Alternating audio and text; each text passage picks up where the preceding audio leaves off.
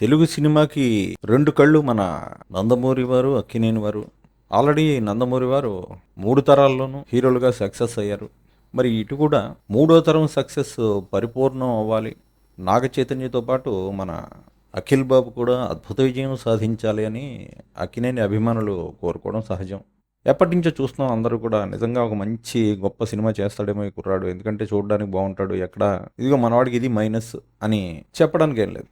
కాకపోతే ఏంటంటే ఆ కలర్ వల్ల దీనివల్ల జనానికి దగ్గర అవ్వకుండా వీడెవడో పారినోడరా బాబు అని మన జనానికి మానసికంగా దూరం అయిపోతున్నాడేమో, అందువల్లే సినిమాలు హిట్ అవ్వడం లేదేమో అనే ఒక ఎనాలిసిస్ చేసి దానికి తగిన ఒక కథని రాసి మొత్తానికి ఒక మాస్ క్యారెక్టర్ రూపంలో అఖిల్ని జనం ముందు ప్రవేశపెట్టాలన్నది ఈ దర్శకరత్న అమ్మో ఆయన దాసర్ గారి బిరుదు వాడద్దు, ఈ దర్శక యువ మేధావి మురళీకృష్ణ అబ్బూరు లెనిన్ అనే ఒక కళాఖండాన్ని మన ముందుకు తెచ్చాడు. నన్ను దాటి వసంత్ గారిని తాకండ్రా చూద్దాం. ఎవరబ్బాయి అబ్బూరు అని చూస్తే ఇదివరకు కిరణ్ అబ్బవరం అనే హీరోకి వినరో భాగ్యము విష్ణు కథ అనే సినిమా చేశాడు. సరే అబ్బా అబ్బో అంటే అబ్బో ఇది అద్భుతంగా ఉంటుందని అనిపించింది ఈ కాంబినేషన్స్ చూశాక. అమ్మిలందరూ తట్టుకోండి, మనోడు వస్తున్నాడు.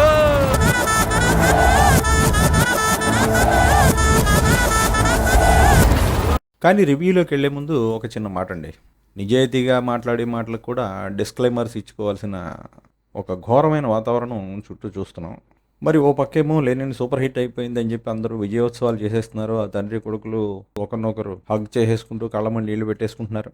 అఖిల్కి ఒక మంచి హిట్ రావాలని మాకు కూడా ఉంది. సరే ఆవేశాలు ఆశలు ఓకే, కానీ ప్రాక్టికల్గా ఈ సినిమా ఎక్స్పెక్టేషన్స్ మీట్ అయిందా, నిజంగా బాగుందా, అద్భుతంగా మారిందా, అద్భుతానికి చేరుగా వెళ్ళిందా, లేదా అద్భుతానికి అవతల సైడ్ చూపించిందా, ఇవన్నీ ఫ్రాంక్గా మాట్లాడుకోవాలి కదా.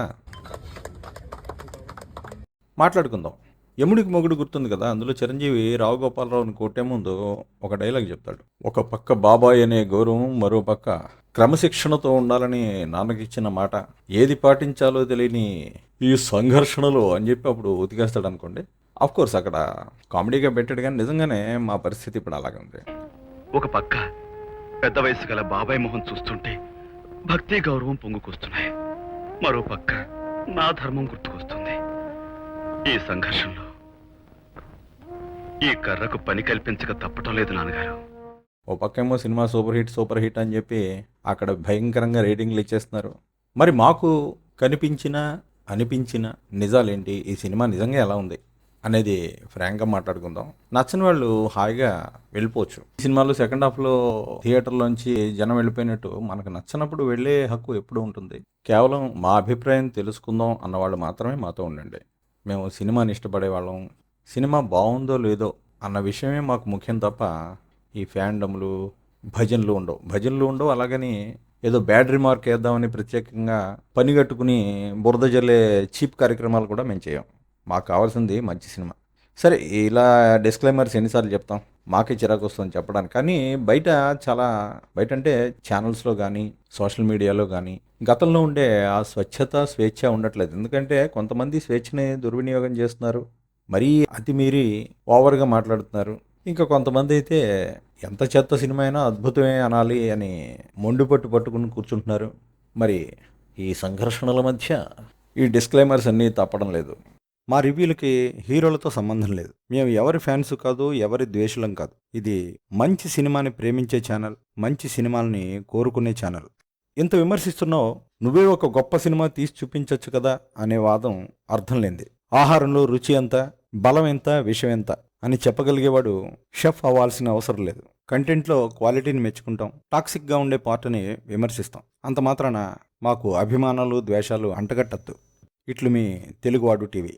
కథలోకి వెళ్తే అనగనగా ఒక లెనిన్. ఆ లెనిన్ అని ఎందుకు పేరు పెట్టారో మనకి తెలీదు. పోనీ దానికి ఏమన్నా జస్టిఫికేషన్ ఇచ్చాడా, ఇది ఏమన్నా కమ్యూనిస్ట్ మూవీయా అంటే వాళ్ళ జెండా రంగులో కలరు, ఇక్కడ సినిమాలో రక్తం కలరు ఒకటే కాబట్టి మరి ఆ పేరు పెట్టేసి లెనిన్కి ద్రోహం చేశారా అనిపిస్తుంది. దుబాయ్ సీన్లో రవితేజకి ఓ డైలాగ్ ఉంటుంది, దుబాయ్ సీన్ అనే పేరుకి జస్టిఫికేషన్ లేకుండా చేసావు కదరా అని. సేమ్ అదే అనిపిస్తుంది మనకి. ఫస్ట్ నుంచి దుబాయ్ వెళ్తాను చెప్తున్నాను కదా బావా, అందుకనే కదా దుబాయ్ సీన్ పిలిచాడు. ఆ పేరు ఒకటే మిగిలింది. దుబాయ్ సీను టైటిల్ కి జస్టిఫికేషన్ లేకుండా చేసావు కదరా. సరే పేరు ఏదైతేనే మనవాడు ఏం చేశాడు అన్నది కదా ముఖ్యం. మనవాడు పెద్ద బ్యాగ్ కొట్టేసుకుని ఒక కుక్కను వెంట పెట్టుకుని వస్తాడు. చాలాసేపు మనవాడి వీపు తప్ప మొహం చూపించడు. లేట్ చేసే కొద్దీ హీరో ఎలివేషన్కి పవర్ పెరుగుతుందని మన దర్శక అబ్బూర్ ఐడియా.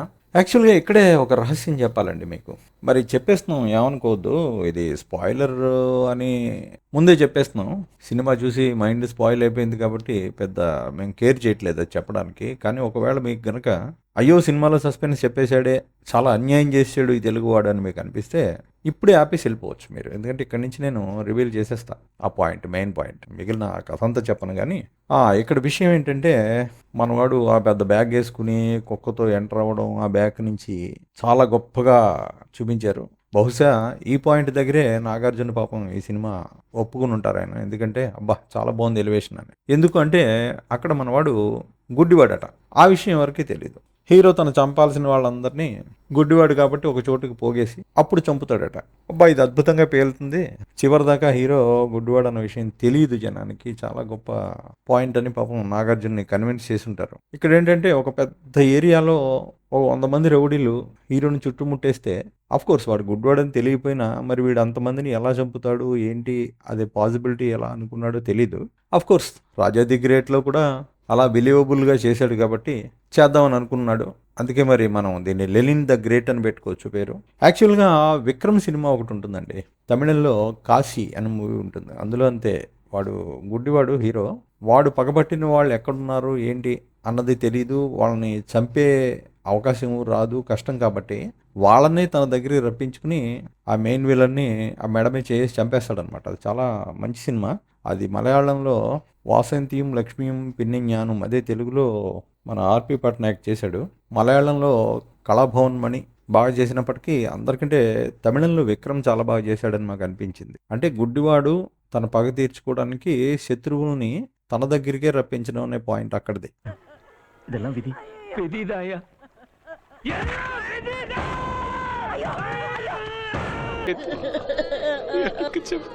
ఇదంతా తలరాత. ఊరుకో. కోర్స్ అక్కడ ఒకడిని రప్పిస్తే ఇక్కడ 100 మందిని రప్పించాడు అనుకోండి. ఒక్కొక్కడు కాదు షేర్ ఖాన్ అని చెప్పి మనవాడు కూడా మరి ఒక స్టార్ హీరో అవ్వాలి కాబట్టి మన అబ్బూర్ గారు ఒకేసారి 100 మందిని పంపాడు. సరే వాళ్ళందరినీ కొట్టాడా, గెలిచాడా, ఏం చేశాడు అన్నది వెండి తెరపై చూడండి. ఈ సినిమాలో ఉన్న మెయిన్ సస్పెన్స్ అయితే అదే. హీరో గుడ్డివాడు కానీ అతను గుడ్డివాడని ఎవడికి తెలియదు. సరే మొత్తానికి నాగార్జున కళ్ళు మూసుకుని సినిమా ఒప్పుకున్నాడు, చాలా సూపర్ హిట్ అయిపోతుంది అనుకుని. అఖిల్ కూడా కళ్ళు మూసుకుని ఎంతో బాగా చేశాడు. నిజంగా పాత్ర కష్టం చేయడం. ఈ మధ్యకాలంలో పెర్ఫార్మెన్స్ బెటర్ అయ్యాడు అనిపించిన మూవీ ఖచ్చితంగా. సరే మనం కళ్ళు తెరుచుకుని చూడాలా, కళ్ళు మూసుకుని పడుకోవాలా అన్నది ఇంటర్వెల్ టైంకే మనకి పాపం ఒక సజెషన్ ఇచ్చేస్తాడు, ఒక సూచన చెప్పేస్తాడు. బాబు ఈ సినిమా ఇలా ఉండబోతోంది, ధైర్యం ఉన్న వాళ్ళే మళ్ళీ ఇంటర్వెల్ తర్వాత థియేటర్లోకి రెండని మనవాడు నిజాయితీగా చెప్తాడు. పాపం డైరెక్టర్ తెలిసిపోతుంది మనకి ఇంటర్వెల్ టైంకి.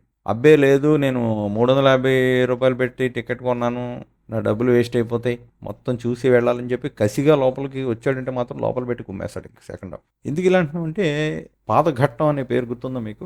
ఎలా మర్చిపోతాం అంటారా? ఆ ఆచార్య సినిమాలో మొదలైనప్పటి నుంచి చివరి వరకు పాదఘట్టం పాదఘట్టం పాదఘట్టం పాదఘట్టం అని కుమ్మేస్తాడు ఆ డైరెక్టర్. సేమ్ అలాగే ఇందులో భారతం మెట్ట భారతం మెట్ట భారతం మెట్ట భారతం మెట్ట. పాదఘట్టంలో పూజ చేసి దీపం వెలిగిస్తుంటామంట కదా. ఈ భారత మెట్టలో కురుక్షేత్రం జరుగుద్ది. ఒరే బాబు ఇంకా ఆపరా నాయన ఈ కథ. సరే బాహుబలిలో రాజమౌళి అంతటి వాడే భారతాన్ని బేస్ చేసుకున్నాడు. ఆ బిజ్జల దేవుడు ధృతరాష్ట్రుడు గుడ్డివాడైతే బిజ్జల దేవుడికి చెయ్యి పని చేయదు. దుర్యోధనుడే భల్లాల దేవుడు అయ్యాడు, అందుకనే చేతిలో గద కూడా ఇచ్చాడు కదా. ఇంకా అర్జునుడి బాణాలు వేసే టాలెంటు, భీముడి బలం, ఆ శివలింగాన్ని ఎత్తేస్తాడు కదా. అలా రెండూ కలిపి బాహుబలి క్యారెక్టర్ తయారు చేశాడు. మొత్తం మీద ఇలాగా మహాభారతాన్ని ఇన్స్పిరేషన్గా తీసుకుని అందులోని క్యారెక్టర్స్నే జాగ్రత్తగా అటు ఇటు మార్చి సోషలైజ్ చేస్తే సూపర్ హిట్ అయిపోతుందని మన అబ్బూర్ గారు గొప్ప ఐడియా వేశాడు. ఇంకా కెలికేసాడు ఆ క్యారెక్టర్లను అటు ఇటు అటు అటు. ఆ పదం కరెక్టేనండి. ఎందుకంటే చూడండి అక్కడ మయసభలో దుర్యోధనుడిని చూసి ద్రౌపదిని అవుతుంది, ద్రౌపది అవమానపరుస్తుంది దుర్యోధనుడిని. ఇక్కడ శకుని అవమానపరుస్తుంది అనమాట. శకుని అంటే ఇక్కడ పేకాడుతుంటాడు మన బ్రహ్మాజీ, ఇక్కడ ద్రౌపదే పేకాడేస్తుంది డైరెక్ట్గా. అంటే ధర్మరాజు జోదంలో ఓడిపోవడం అన్నది భారతంలో ఉంటే ద్రౌపదే డైరెక్ట్గా జోదంలో పాల్గొనడం గెలవడం అన్నది ఇక్కడ కనిపిస్తుంది. పైగా ద్రౌపది వస్త్రాపహరణంలాగా ఇక్కడ మన బ్రహ్మాజీకే ఆ పంచేది లాగేస్తుంటారు. అంటే శకునికి వస్త్రాపహరణం అనమాట. ఏంటో చాలా చిత్ర విచిత్రాలు ఉంటాయి ఈ సినిమాలో.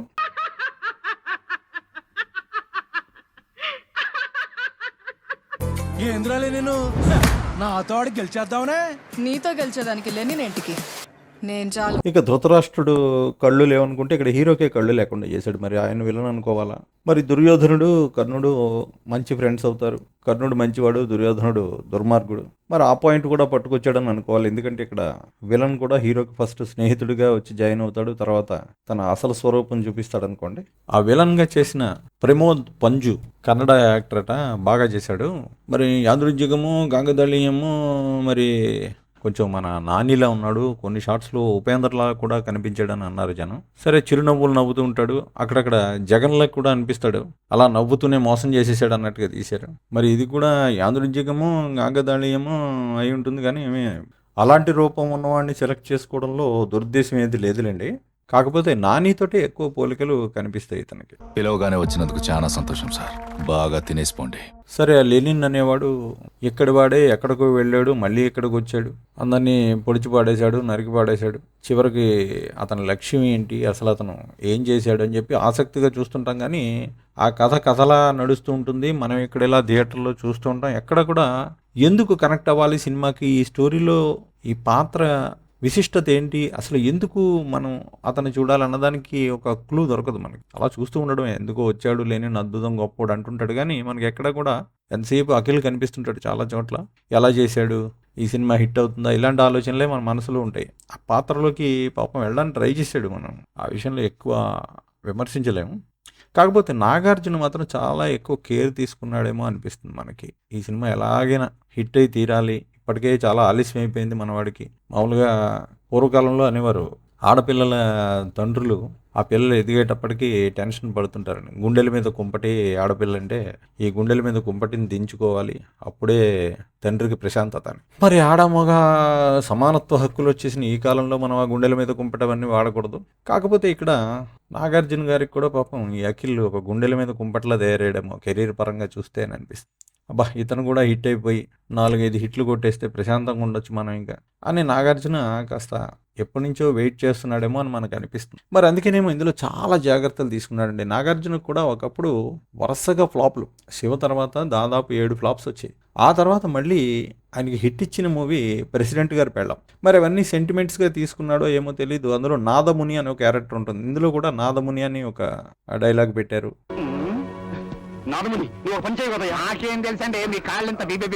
అలాగే శివలో బస్సుని సైకిల్తో తరవడం, సైకిల్తో కూడా వెళ్ళడం ఉంటుంది. అలాగే ఇందులో కూడా అలాంటి సీన్ పెట్టారు.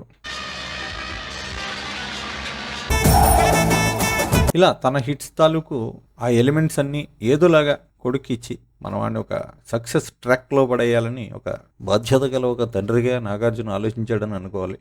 అఖిల్ గురించి మాట్లాడాలి. వీడేమో అన్ని అర్బన్ ఫిలిమ్స్ చేశాడు ఇప్పటి వరకు. దీంట్లో సూట్ అవుతాడా, పనిచేయగలుగుతాడా అని నాకు చాలా పెద్ద భయం. సినిమా చూసిన తర్వాత నేను కాదు అందరూ ఆశ్చర్యపోయారు. ఇంకో గొప్ప రహస్యం తెలుసా మీకు? ఆ మధ్య 2 ఏళ్ల క్రితం నా సామిరంగా అనే ఒక మూవీ వచ్చింది. దాని ఫస్ట్ లుక్ టీజరో, అందులో ఒక సీన్ చూపిస్తారు. చుట్టూ అందరూ రౌడీలు ఉండి మధ్యలో నాగార్జున ఆ మొహం మీద రుమాలు వేసుకుని ఉంటాడు. సేమ్ అదే సీన్, అదే సెటప్ అండి ఈ సినిమాలో. అక్కడ మనకి టీజర్లో చూపించింది నా సామిరంగా మూవీలో ఉండదు. జస్ట్ మనకి అక్కడ చూపించారు తప్ప అసలు ఆ సినిమాలో ఆ సీనే ఉండదు. అంటే ఇదేదో బాగుంది, ఈ చుట్టూ రౌడీలను పెట్టి మధ్యలో ఇలా హీరో అందరినీ పోగు చేయడం అన్నది బాగుంది, ఇది మనకెందుకు, మన అబ్బాయికి ఇచ్చేద్దామని చెప్పి నాగార్జున బహుశా దీన్ని అఖిల్ కోసం అట్టిపెట్టి ఆ సినిమాలో వాడలేదేమో అని అనిపిస్తుంది. అంటే కొడుకు కెరీర్ పట్ల అంత కేర్ తీసుకుంటున్నారా అని అనిపిస్తుంది. మీరే చూడండి ఆ టీజర్ ఈ సినిమా మీరు పోల్చి చూసుకుంటే క్లియర్గా తెలిసిపోతుంది ఆ పోలిక.